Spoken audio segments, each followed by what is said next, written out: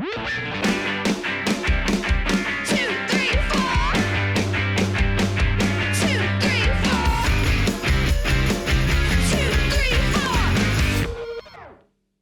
fellow law nerds. Welcome to another episode of Boom Lawyered, a Rewire News Group podcast hosted by the legal journalism team that is doing things. I'm Rewire News Group's editor-at-large, Imani Gandhi. And I'm Jess Pieklo, Rewire News Group's executive editor. Rewire News Group is the one and only home for expert repro journalism that inspires you to do things also. And the Boom Lawyered podcast is part of that mission. So a big thanks to our subscribers and welcome to our new listeners and viewers. So Jess, today we are going to talk about a case that fits nicely with our theme for this season of Boom Lawyered, and that is the conservative effort to send women and girls back to the 1950s, essentially, and to make their participation in civic society basically untenable, more difficult, impossible even, by imposing unnecessary restrictions that are patriarchal in nature. The case is called Charter Day School versus Peltier, and the Supreme Court is thinking about taking this case, and that is a disaster, and we're going to explain why. But as of right now, they haven't taken it. They've just asked the Biden administration to weigh in on the matter.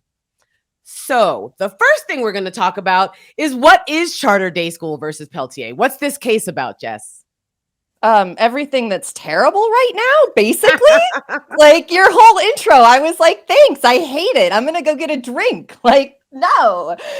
So, but for real, this case is about Charter Day School, Inc., a company that runs multiple charter schools in North Carolina. And get this, Imani, they won't let girls wear pants. I mean, what?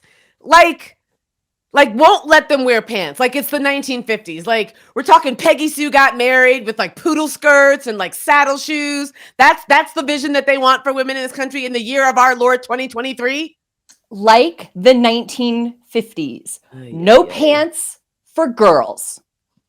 Give the girls their pants. Like this was pockets in them. It's just insane. So there's a lawsuit about whether or not girls can wear pants at school. That's what we're talking about. Yeah, it's absurd. It's absurd. So the plaintiffs in this case are guardians of a group of students, and they argue that the policy is bullshit, basically. Yeah, you think? They have some good legal claims. They argue that the policy violates Title IX, which is the federal civil rights law that says equal access and opportunity in education, regardless of sex or gender. The Equal Protection Clause of the Constitution, which is sexy, and we love that on the Boom Lawyered podcast, as well as a contract with the State Board of Education that requires all public schools in North Carolina to comply with the federal and state constitutions. And I just have to say that I love that we are engaging in contracts with schools to make sure that they're not violating student rights. Like, okay. Yeah, great time we're living in, don't you think? Love it. But first, we got to give a little bit of background on how the public school system works in North Carolina. So the North Carolina Constitution mandates that the North Carolina legislature shall provide for a general and uniform system of free public schools to be supervised and administered by the State Board of Education. So basically, the NC Leg provides free public schools, and those schools are regulated and run by the State Board of Education. Yeah, Seems pretty simple. Yeah, pretty simple, straightforward. And to fulfill this obligation, the legislature created 6 types of free public schools, and that includes public charter schools. The State Board of Education requires these schools, like I said, to comply with federal and state constitutions. So really, they're just asking the bare minimum of these institutions functionally. Yeah. Like, don't overtly break the law. Charter Day School, Inc. runs several public charter schools per one of these contracts with the State Board of Education. Right. And remember, these contracts say, hey, Charter Day School, you have to comply with the federal and state constitutions, right? And so what does Charter Day School in response to that directive? Basically acted like a bunch of patriarchal ding-dongs, right? They implemented a code of student conduct which requires girls to wear skirts in order to, quote, preserve chivalry, based on the belief that, quote, every girl is a fragile vessel. And of course, they also spouted out the usual nonsense about how, you can't distract the boys and we got to make the girls conform to this particular behavior so that the boys don't get boners in trigonometry or whatever. I mean, it's like, what are we doing here, people? And it's not like plaintiffs are asking for that much, right? They just want to change the uniform policy so that girls can wear pants and shorts like boys do. I mean, that's it. And they have good reasons. I mean, besides like equality and just let fucking girls wear pants. The skirts requirement restricts girls' movement. And they say that wearing pants or shorts would allow them to be more active during recess, which makes sense. I mean, you want to run around in shorts or pants. You don't want to run around in like a little skirt. It would keep them warmer in winter. Yeah. Which makes sense, right? One student testified that the skirts, I almost said skirts. Do you remember all those? So I am, no, you brought it up and I just have to say it. Skirts are terrible as a runner. I know that this is a strong opinion and I am definitely going to get flamed for it, but anti-skirt. Okay. Go on. I like skirts, but I'm not a runner, so I'll let you have that one. But one student testified that the skirts requirement, quote, sends the message that girls should be less active than boys and that they are more delicate than boys, with the result that boys, quote, feel empowered and, quote, in a position of power over girls. And then another student testified that the skirts requirement conveys the school's view that girls just aren't worth as much as boys and that girls are not, in fact, equal to boys. I mean, this is some like pretty logical, mature thinking for a group of students. I got to say, I'm pretty impressed. And I'm sure that the charter day school board took it well, right? What if I told you that their response was, I don't know, terrible? Like terrible. All right. In an email to plaintiff Bonnie Peltier, one of the CDS parents, the Christian Day School founder Baker Mitchell explained that girls and boys should be required to dress differently to emphasize chivalry. Let me say that again. Chivalry. Yeah. I mean, what the fuck is chivalry? But chivalry is driving educational policy. This code of conduct where women are regarded, like Imani said, as fragile vessels that men are supposed to take care of and honor. And females are to be treated courteously and more gently than boys, which, first of all, let me just say, yikes. But can I share something here? Because I went to school those many years ago in elementary school. I went to a Catholic school that had a dress code and girls were not allowed to wear pants. We were required to wear skirts. Wait, but you have to tell the listeners the name of your Catholic school because it's the most Catholic school name I've ever heard of in my life. Listeners and viewers, the origin of my villain story is that I went to elementary school at a Catholic school called, wait for it, Christ the King. I mean, who goes to a school called Christ the King? Bitch. That strikes me as so bizarre. This bitch right here. Who has two thumbs and went to Christ the King? This bitch. So first of all, it explains everything. But also everything. Like you and I are the same age, right? So we were in elementary school in the mid-'80s. Mid-'80s, yeah. Mid-'80s, right? Yeah. 85, 86.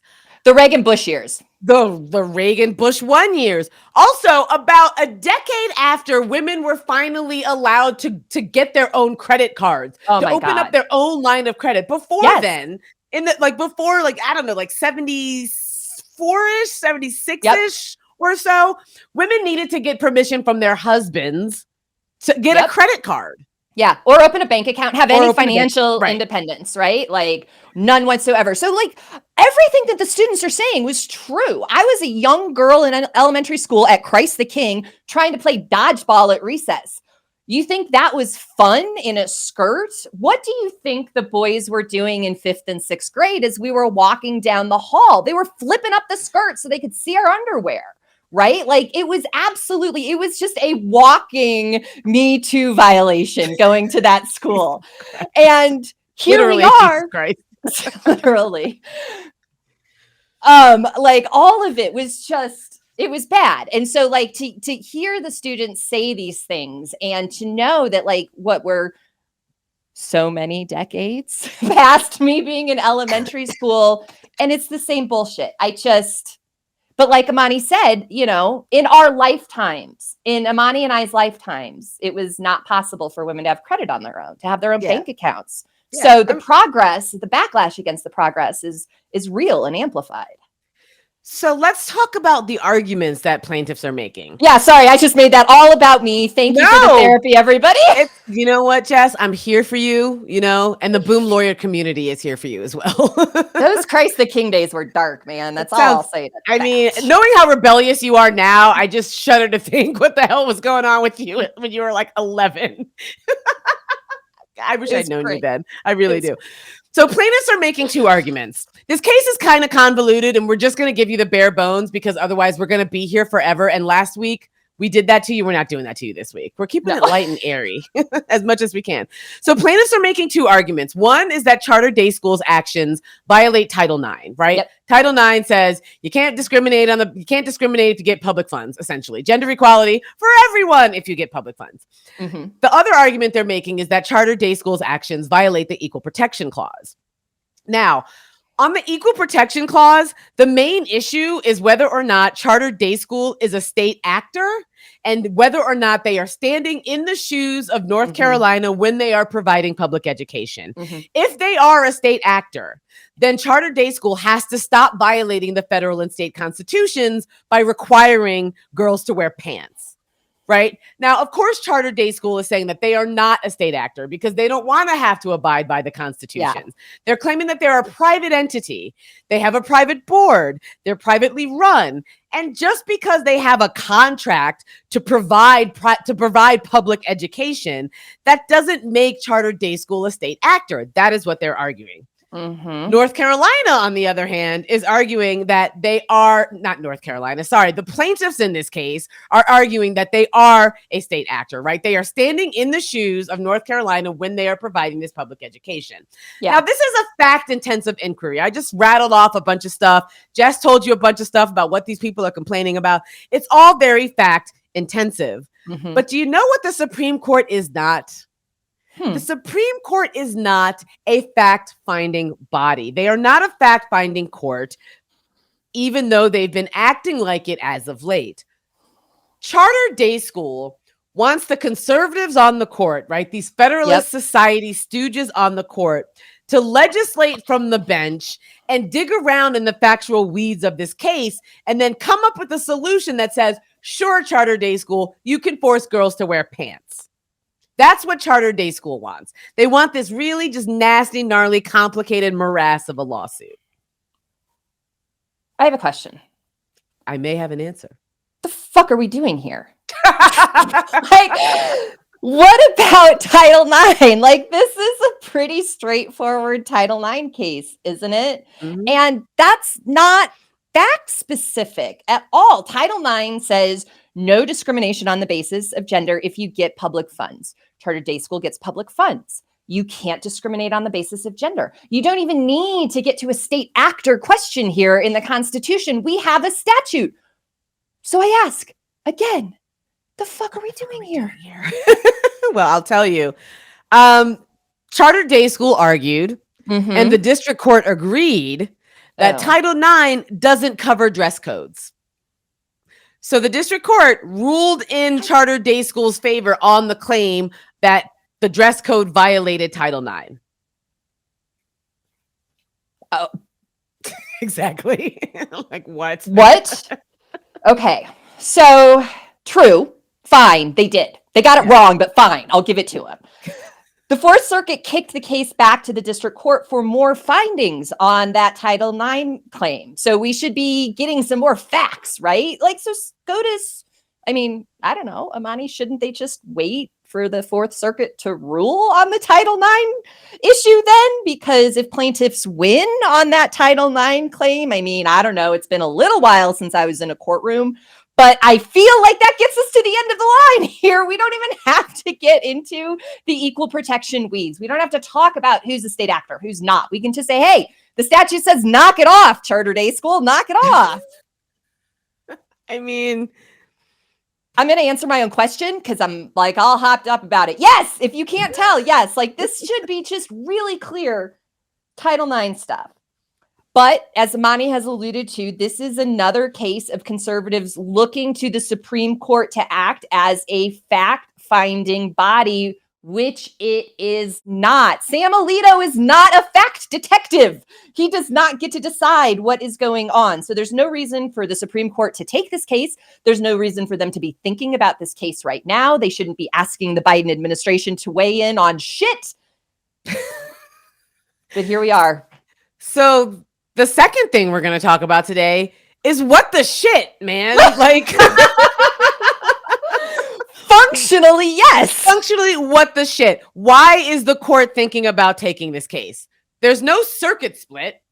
The Supreme Court has not weighed in on the matter of whether or not dress codes violate the Equal Protection Clause or violate Title IX. No other circuit court has said yes, while the district court in North Carolina is saying no.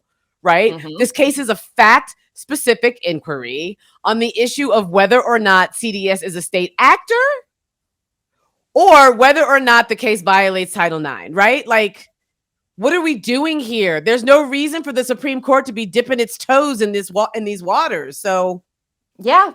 And I'm just going to say it again because I'm so mad about it.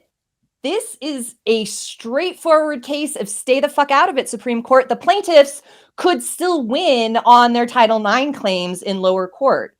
If they do, then the charter school would have to end the dress code and the Supreme Court wouldn't need to step in at all. Let me say that again. You wouldn't need to step in at all, guys. Literally, like you could just leave it alone. Go find something else. Stand down is right. So, I mean, it used to be when norms and principles mattered that the Supreme Court wouldn't review or weigh in on legal questions, on policy matters until a case had gotten to the end of the line, until the parties had exhausted all of their appeals and we had a final issue, right? Like a final settled dispute. We're like in the middle of it. We're in like season 2 of a 4-season arc on this case. And the Supreme Court is possibly going to step in. Yeah, the Supreme Court is like, we're switching showrunners. We don't like how this is going. We're going to come in and we're going to kill off all of the main characters. We're going to do a red wedding situation and just no. But, like, I feel like we are repeating ourselves, but it bears repeating how much the Supreme Court appears on the cusp of ignoring procedures and norms again to take a case that it doesn't need to. So it can insert itself into an issue that it doesn't need to insert itself into right now. Like, that's just, there's no reason for it. Right. And all signs point to that is what is going on here. As I said, if norms mattered at all, the Supreme Court would be completely ignoring this petition. I mean, how many petitions get filed at the court every year? Hundreds. They could ignore this one as well. But it suggests that they are interested. It suggests that the justices are curious about dress codes, to say the least. And if they're curious, then there's every indication that they'd be willing to ignore custom and policy and just muck about, don't you think? Yeah, I mean, they've done it before, right? The case that ended Roe, the Dobbs case, remember? I mean, remember Low those many years ago, the Dobbs case. But some of our listeners, our listeners probably all know, but I'm going to repeat. If you recall, Mississippi's original ask was to the Supreme Court, is our 15-week ban kosher under current law? Current law at the time was Roe and Casey, right? Undue burden, fetal viability. We kept saying it, fetal viability. What was it? Pre-abortion bans are pre-viability abortion bans are unconstitutional. Jazz hands. Spirit fingers. I mean, that's the issue. But then what happened? Ruth Bader Ginsburg died. Amy Coney Barrett ascended to the bench. And Mississippi basically filed its merits brief and said, I know in our petition for cert, we asked for, a ruling under current law, but JK, just go ahead and overrule Roe and Casey. We don't need it. Like, that seems like it seems like we are on that similar track right now. I mean, we've talked about it even with cases before the court this term, right? 303 Creative, Oh, the case Lord. out in Colorado that involves the lady who doesn't even make wedding websites, but is really mad that she might have to possibly one day for a same-sex couple. So she's going to sue about it now. Yeah, yeah, yeah. Or Students for Fair Admissions versus Harvard, right? Oh, The totally. court took that case and essentially substituted its own factual findings for the factual findings of the lower court. I mean, it's remarkable the extent to which they were like, yeah, I know you already did all of this, and I know fact finder, that's your role, but we don't like affirmative action. Right. And we are going to end it. And the only way we can do that is to just make up our own facts, ignore what you found, and just make up our own shit. That's not the Supreme Court's job. The Supreme Court is not a trial court. They're No. basically treating the Supreme Court like it's a small claims court for conservatives. Yeah. Judge Judy for evangelicals. Judge Judy for ADF. I mean, it is, but you bring up ADF, and so that's a good transition to our third point, which is, why does this case matter, and how does it tie into this theme of looming Christian theocracy that the Supreme Court has us careening towards right now? Okay, so it's actually pretty straightforward. Charter Day School touts itself as a school based on traditional values, Imani. I already hear the robins in the background, right? I love a traditional value. Nothing like a good traditional value, right? Those traditional values are patriarchal in nature. And, white Christians would truly love to nothing more than to return to a time when literally only men wore the pants. Yeah. All right. Yeah. And I think it's important to tie this argument and this case and this sideways attack on Title IX with the ongoing trans panic that we have sweeping the country right now, because it is absolutely part and parcel of the same fever.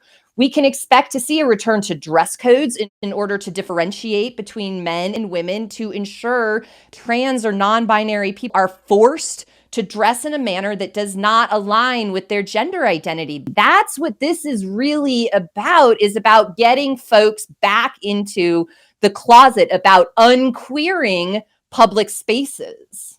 Yeah, and it's also about being able to police those public spaces, right? I mean, There was a time where you would be harassed if you weren't wearing the clothes that you were supposed to be wearing the clothes that matched the identity that you look like, that people thought you look like. There's over-policing when it comes to trans people and gender non-conforming people, and there's over-policing when it comes to Black and brown girls, right? Yes. I mean, when it comes to the sexuality of Black and brown girls, there's this term, in the Black community about girls being fast, right? Yeah. You get these fast girls, these 12, 13 year old girls who are just fast, and therefore they're not, they shouldn't be treated as if they're young children. They should be treated as if they're women, as if they know what they're doing, as if they have the capacity to be, not only the capacity to be sexual, but they are doing it on purpose, right? That's where the Jezebel myth comes from when it comes to Black women. These like oversexed Black women, Black girls. So there was a National Women Law Center report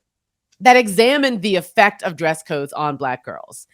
And would it surprise you that Black girls and brown girls face the brunt of this sort of targeting?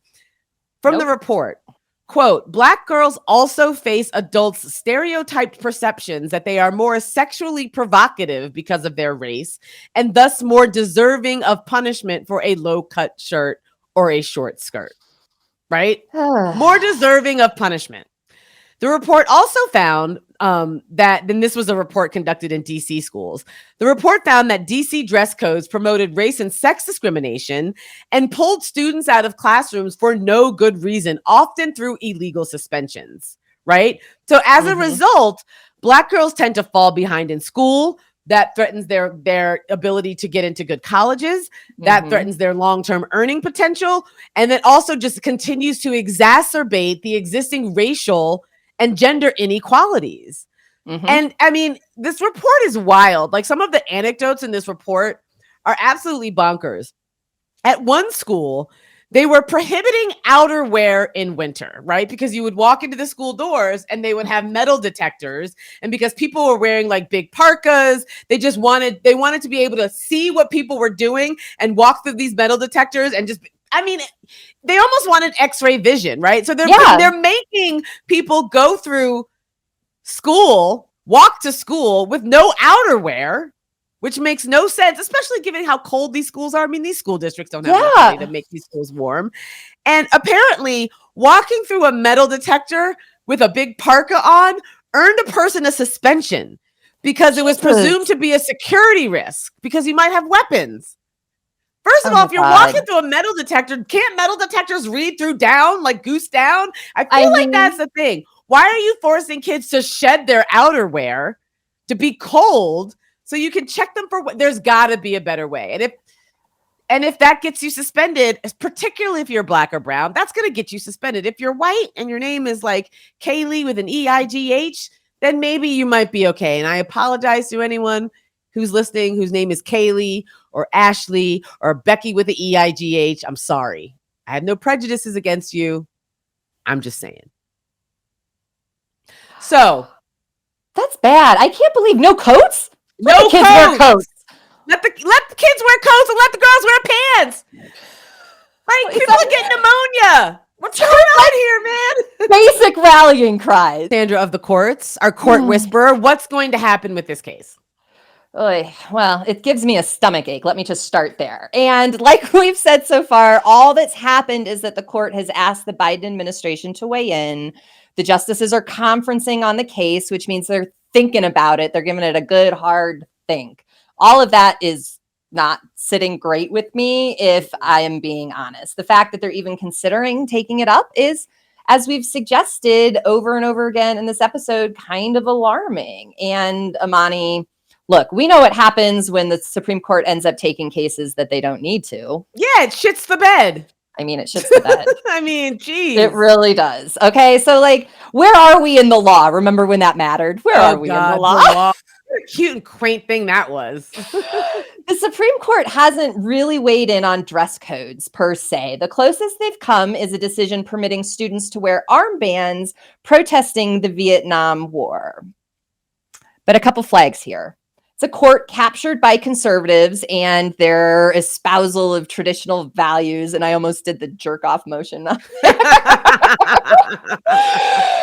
they break all the time, by the way. But, you know, what better way to permit localities to impose their own puritanical values than by greenlighting something like dress codes in schools? And I have a little like tingly Jess Spidey sense going on here.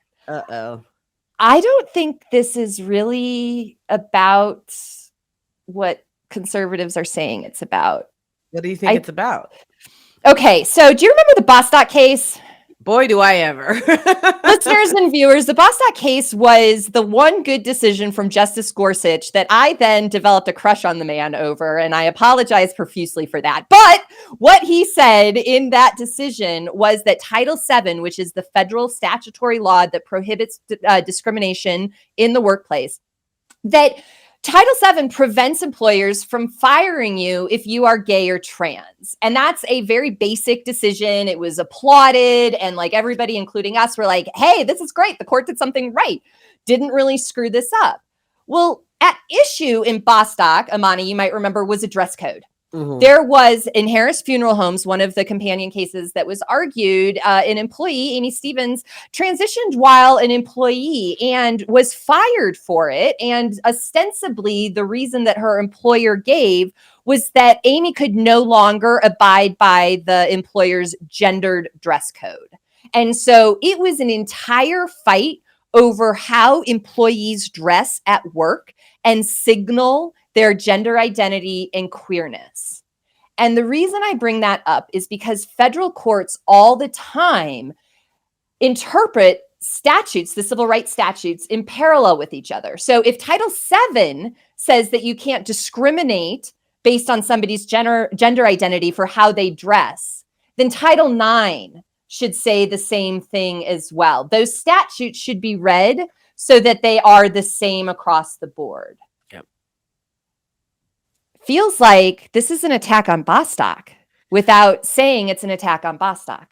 Yeah, I mean, it's an attack on Bostock, and we also, we loved that opinion, and then remember about a year later, we went and revisited it, and we were like, yeah, it wasn't as great of an opinion as we thought, because there's just like a huge hole that you could drive a Mack truck through, and that's religion, right? Religious freedom. Exactly. So, it's a good case for now, but who knows how long it's going to last, and that's that's distressing. And also, let girls wear pants. Let the girls wear pants.